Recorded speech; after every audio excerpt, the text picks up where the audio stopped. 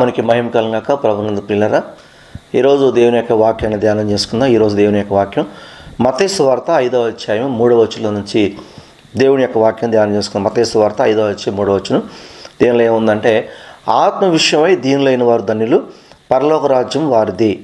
Blessed are the poor in spirit, for theirs is the kingdom of heaven. అంటే ఎవరైతే ఆత్మలో తగ్గించుకుంటారో వారు పరలోకమందు వారు పరలోకమందు వారు ధన్యులు, పరలోక రాజ్యం వారిది అని దేవుని యొక్క వాక్యం సెలవిస్తుంది. ఆత్మ విషయంలో ధన్యులైనటువంటి వారు. పిల్లరా, ఒకసారి దేవుని యొక్క వాక్యం సెలవిస్తే 2వ దినవృత్తాంతాల గ్రంథము 7వ అధ్యాయం 14వ వచనంలో ఏమని రాయబడుతుందంటే, మరి అక్కడ దేవుని మందిరంలో నా పేరు పెట్టబడిన నా జనులు తమ్ము తాము తగ్గించుకొని ప్రార్థన చేసి నన్ను వెదకి తమ చెవుమాడుగులను విడిచిన యెడల ఆకాశం నేను వారి ప్రార్థన విని వారి పాపమును క్షమించి వారి దేశమును స్వస్థపరచుదని రాయబడింది. స్తోత్రం కలుగుగాక. మరి దేవుని యొక్క సన్నిధిలో సొలొమోను ప్రార్థన చేస్తూ ఉన్నాడు. సొలొమోను ప్రార్థన చేసినప్పుడు సొలొమోనుకి దేవుడు ఇచ్చిన జవాబు ఏంటంటే, నా పేరు పెట్టబడిన నా జనులు తమ్ము తాము తగ్గించుకొని. నిజంగా పిల్లరా, మనము తగ్గించుకొని ప్రభు సన్నిధిలో ప్రార్థన చేస్తే, అలాగే ఇప్పుడు దేవుడు మనల్ని కనికరించాలన్నా, దేవుడు మన ప్రార్థన వినాలన్నా, దేవుడు మనల్ని స్వస్థపరచాలన్నా, దేవుడు మనం క్షమించాలన్నా కొన్ని కావాలి మనకు. అవి ఏంటంటే, మొదటిది తగ్గించుకోవాలి. మనం ఏం చేయాలి? తగ్గించుకోవాలి. రెండవది ప్రార్థన చేయాలి. మూడవది ఆయన వెతకాలి. దేనిలో వెతకాలి? ప్రార్థనలో వెతకాలి.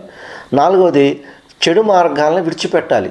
చెడుని విడిచిపెట్టాలి. అందుకే వాక్యం సెలవుస్తుంది, మరి అతిక్రమం దాచుకుని వృద్ధులు కానీ వాటిని ఒప్పుకొని విడిచిపెట్టాడు కనికరం పొందనని వాక్యం సెలవుస్తుంది. మనం కనికరం పొందుకోవాలంటే మన చెడుతనాన్ని విడిచిపెట్టాలి.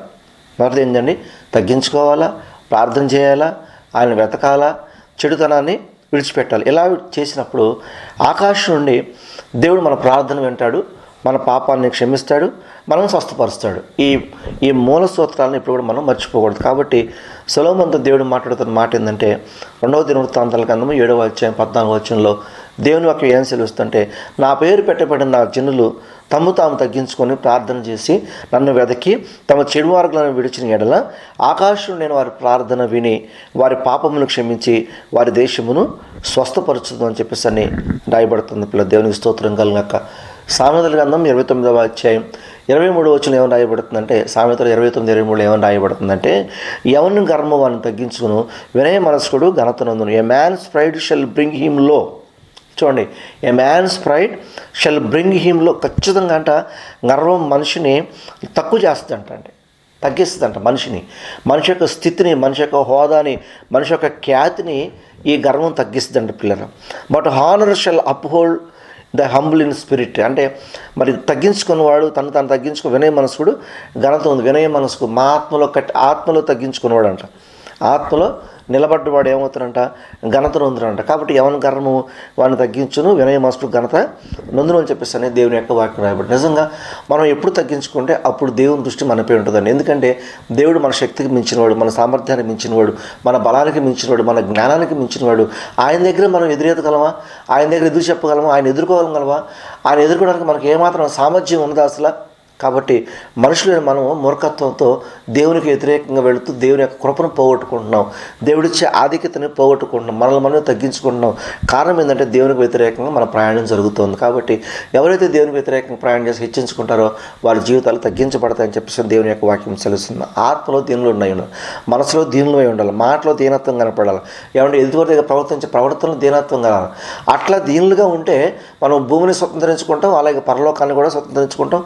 మనుషుల దృష్టిలో మెప్పు పొందగలుగుతాం, దేవుని దృష్టిలో కూడా మెప్పు పొందగలుగుతాం అని దేవుని యొక్క వాక్యం సెలవుస్తుంది. ఒకసారి దానియేలు గ్రంథంలో మరి 5వ అధ్యాయము 21, 22 వచ్చిన కనుక మనం చూసుకున్నట్లయితే, దానియేలు నెబుకద్నెజరు కొడుకైన బట్టి బెల్షస్సరు దగ్గర మాట్లాడుతూ ఉన్నాడు. ఒక బెల్షస్సరు దానియేలు నెబుకద్నెజరు తర్వాత మరి రాజు అయ్యి ఏం చేస్తాడంటే, చక్కగా మరి దేవుని యొక్క ఉపకారాలు మందిరంలో ఉన్నటువంటి పాత్రలు తీసుకొచ్చి వాటిలో మరి ద్రాక్షరసం పోసుకొని తాగుతూ విందులు చేస్తూ ఉంటుంటే, ఆ సమయంలో దేవుని యొక్క వ్రాత మరి గోడ మీద రాసిందంట. ఆ గోడ మీద రాస్తుంటే తనకు అర్థం తెలియక ఈ వ్రాతకు అర్థం ఏంటో అని చెప్పేసి దానియేలుని పిలిపించాడినప్పుడు దానియేలు తన తండ్రి అయినటువంటి నెబుకద్నెజరు గురించి ఒక మాట చెబుతున్నాడు. ఏంటి ఆ మాట అంటే, అప్పుడు అతడు మానవుల యొద్ద నుండి తరగబడి పశువుల వంటి మనసు గలవాడాయను.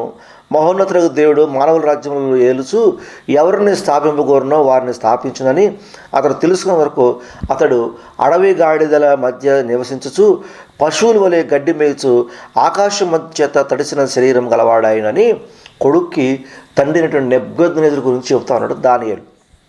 చూడండి వాక్యం ఏమని చెప్తుందో తెలుసా ప్రియులారా? మహోన్నతులకు దేవుడు మానవుల రాజ్యములలో ఏలుచు ఎవరిని స్థాపింపగోరునో వారిని స్థాపించును. స్థాపించని అతడు తెలుసుకుంటే వరకు అతడు అడవి గాడిదల మధ్య నివసించచ్చు పశువుల వలె గడ్డి మేల్చు ఆకాశం మంచు చేత తడిసిన శరీరం గలవాడాయను.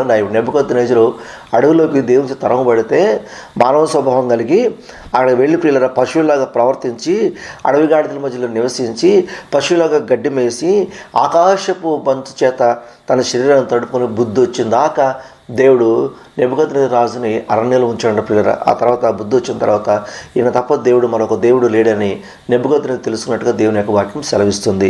స్తోత్రం కల. కాబట్టి ఆత్మవిషయం ఎప్పుడు మన దీనత్వం అనేది మనకు చాలా చాలా చాలా చాలా ప్రాముఖ్యమైందండి. క్రైస్తవులు కనికరం పొందుకోవాలంటే దీనులుగా ఉండాలి. దీనత్వం లేకపోతే పిల్లరా మనం దేవుని చేత మాత్రం కాదు కదా, మనుషుల వల్ల కూడా మనం కనికరం పొందుకోలేము. స్తోత్రం కలుగు నాకు. ఎందుకంటే మనం సంఘ జీవులు, మనం సమాజ జీవులం కాబట్టి మనం ఎదుటివారి దగ్గర తగ్గించుకున్నట్టు కనబడితేనే ఈ మనుషులు మనల్ని ప్రేమిస్తారు. ఎదుటివారి దగ్గర వినయంగా కనబడితేనే ఈ మనుషులు మనకు సహాయం చేస్తారు. లేకపోతే వాళ్ళు మన మీద అసూయ పడతారు, వాళ్ళు మనల్ని ద్వేషిస్తున్న సంగతిని జ్ఞాపకం చేసుకోవాలి.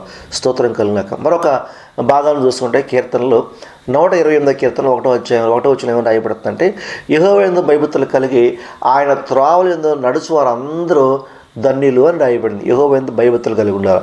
దేవుడు అంటే భయభక్తులు కలిగి ఉండాలి. భయభక్తులు కలిగి ఆయన త్రోవలో నడిస్తే వారిని ధన్యులు అని చెప్పేసి అనేది దేవుని యొక్క వాక్యం రాయబడుతుంది. స్తోత్రం కలిగిన పిల్లరా. మరొక భాగాన్ని దేవుని చూసుకున్నట్టయితే వాక్యం సెలవిస్తుంది. కీర్తనలు 51వ కీర్తన 17వ వచనం చూసుకుంటే వాక్యం ఉందంటే విరిగిన మనసే దేవునికి ఇష్టమైన బలులు. విరిగిన మనసే దేవునికి ఇష్టమైన బలులు. దేవా విరిగి నలిగిన హృదయంను నీవు అలక్ష్యము చేయవు. విరిగి నలిగిన హృదయం నీవు అలక్ష్యము చేయవు. నిజంగా విరిగిన మనసు దేవునికి ఇష్టమైనటువంటి బలి అనమాట. విరిగి నలిగిన హృదయాలను దేవుడు అలక్ష్యము చేయడు. కాబట్టి ఖచ్చితంగా దేవుడు మనుషులు అలక్ష్యం చేసినట్టుగా, మనుషులు పక్కకు పడేసినట్లుగా, మనుషులు లెక్కలేంతనంగా వ్యవహరించినట్టుగా దేవుడు చేయలేడు కూడా. ఎందుకంటే ఆయన మనల్ని ప్రేమించేవాడు. ఎవరైతే తగ్గించుకుంటారో వారిని పైకి లేవనెత్తుతాడు, ఎవరైతే హెచ్చించుకుంటారో వారిని కిందకి నెట్టేసి దేవుడు ఆయన. కాబట్టి పిల్లల దేవుడి దగ్గర మన ఆటలు సాగవు. దేవుని దగ్గర మన ప్రవర్తన నిలవదు. దేవుడి దగ్గర మన యథార్థంగా ఉంటేనే, ఆయన న్యాయమైన త్రాసులు మనం తూయబడి మన తూకం సరిగ్గా ఉంటేనే ఆయన మనల్ని పరిగణలోకి తీసుకుంటారనే సత్యాన్ని ఈరోజు గ్రహించాలని చెప్పేసి ప్రభు పేట మనం చేస్తా ఉన్న. స్తోత్రం కలుగునాక. లూకాసు వార్త 18 వచ్చిన చూస్తామంటే ఇద్దరు ప్రార్థన చేస్తూ ఉన్నారంట. ఒకడేమో సొంకరి, ఒకడేమో పరిసేయుడు. చాలా హెచ్చించుకుంటా నేను దశమ భాగం ఇస్తాను, నేను మరి ఉపవాస ప్రార్థన చేస్తాను అని చెప్పేసి చాలా గంభీరంగా గొప్పగా చెప్పుకుంటున్నాడట. అయితే సొంకరంట చాలా తగ్గించుకుని, అయ్యో ఆకాశం వైపు నా కళ్ళెత్తరకు కూడా నాకు ధైర్యం చాలట్లేదు ప్రభు అని రొమ్ము కొట్టుకున్నాడంట, రోధిస్తున్నాడంట, ఏడుస్తూ ఉన్నాడంట. దాని గురించి యేసు ప్రభు చెప్పినటువంటి కన్క్లూషన్ ఏంటంటే పిల్లరా, అతనికంటే ఇతడు నీతిమంతుడిగా తీర్చబడి తన ఇంటికి వెళ్ళినని మీతో చెప్పుచున్నాను. తను తాను హెచ్చించుకున్నవాడు తగ్గింపబడిననియు, తను తగ్గించుకున్నవాడు హెచ్చింపబడిననియు చెప్పినంటే అయిపోయింది. నిజంగా మనం హెచ్చించుకుంటే తగ్గించుకుంటే హెచ్చించబడతాం. కాబట్టి ఆత్మ విషయంలో దీనులు అయి ఉంటే, ఆత్మ విషయంలో దీనులు అయితే ఆత్మను దేవుడు మనల్ని హెచ్చించి కృపావరంతో నింపుతాడు. సంఘానికి క్షేమాన్ని ఇచ్చేవారికి మనల్ని నింపుతారనే విషయాన్ని మనం ఈరోజు గ్రహించాలి. స్తోత్రం కలుగును. కాబట్టి ఎవరైతే వాక్యం వింటున్న బిడ్డల్లో పిల్లరా, దేవుని భయభక్తులు కలిగి విశ్వాసంలో ముందుకు సాగుతున్న వారితో దేవుడు మాట్లాడే మాట ఏంటంటే, ఆత్మ విషయమై దీనులైన వారు ధన్యులు, పరలోక రాజ్యము వారిది. మన పరలోక రాజ్యం కొరకే కదా యేసుప్రభు నమ్ముకుంది, బాప్తిసం తీసుకుంది, సంఘంలో మరి దేవుని యొక్క నామం పేట వాక్య బోధని వింటూ ఉపదేశాన్ని పొందుకుంటూ దేవుని తగ్గించుకొని మనం దేవుని సన్నిధిలో మన జీవితాన్ని గడుపుతుంది. ఈ పరలోక రాజ్యం కొరకే కదా. ఈ పరలోక రాజ్యం మనం పొందుకోవాలంటే, ఈ పరలోక రాజ్యం మనకు చేరాలంటే ఆత్మ విషయంలో దీనులై ఉండాలనే సత్యాన్ని మనం గ్రహించుకోవాలి. ఉదయకాల వాక్యం విన్న ఈ మాటల్ని దేవుడు దీవించును గాక. ఆమేన్. కళ్ళు మూసుకుంటూ ప్రార్థన చేసుకుందాము. మరి పరిశుద్ధుల కృపగల తండ్రి, సర్వోన్నతుడా, నీ నామానికి మహిమ కలుగాక. ఉన్నవాడా అనువాడా మీకు స్తుతులు స్తోత్రాలు చెల్లిస్తున్న తండ్రి, ఆత్మ విషయమై దీనుల ధన్యులు, పరలోక రాజ్యం వారిదని వాక్యం సెలవిస్తుంది. ప్రభువా, మాలో ఎక్కడైనా కనిపించకుండా, మాకు తెలియకుండా అతిశయం కానీ గర్వం కానీ ఉంటే ఆ గర్వాన్ని, అతిశయాన్ని తగ్గించండి, తీసివేయండి ప్రభా. ఎందుకంటే ఆ గర్వం వల్ల అతిశయాలను తగ్గించబడతాం ప్రభా. అయ్యా, నీ సన్నిధిలో ఎవరు తగ్గించుకుంటారో వాళ్ళని హెచ్చించే దేవుడుగా నువ్వు పిలువబడుతున్నావు తండ్రి. అయ్యా, హెచ్చించుకోవడం తగ్గించే దేవుడుగా పిలువబడుతున్నావు. ఆత్మ విషయంలో దీనత్వం కలిగి ఉంటే ప్రభువా పరలోక రాజ్యం ఇస్తాను చెప్పిన దేవుడు తండ్రి స్తోత్రాలు. నిజమే, పరలోక రాజ్యంలో అందరూ దీనులకే కదా ప్రభువా. అంటే దీనత్వాన్ని మేము భూమి మీద ఉన్నప్పుడు అలవాటు చేసుకొని దేన మనసు దేన హృదయం ప్రభువా తండ్రి నేను చేసి మీ సన్నిధిని గెలవటానికి పరలోకను స్వతంత్రించుకోవటానికి మాకు కావాల్సిన కృప దయచేయమని దేవా ఈరోజు ఉదయకాల సమయంలో వాక్యం వింటున్న వారి జీవితాల్లో ఎక్కడైనా అతిశయము కానీ ప్రభువా గర్వం కానీ ప్రభువా తనను కనిపిస్తే దాని నుంచి మమ్మల్ని విడిపించమని స్తోత్రాలు చెల్లిస్తూ మా ప్రభువును ప్రియరక్షుడైన యేసుక్రీస్తు వారి శ్రేష్ఠమైన నామం పేరిట ప్రార్థించి వేడుకుంటున్నాం.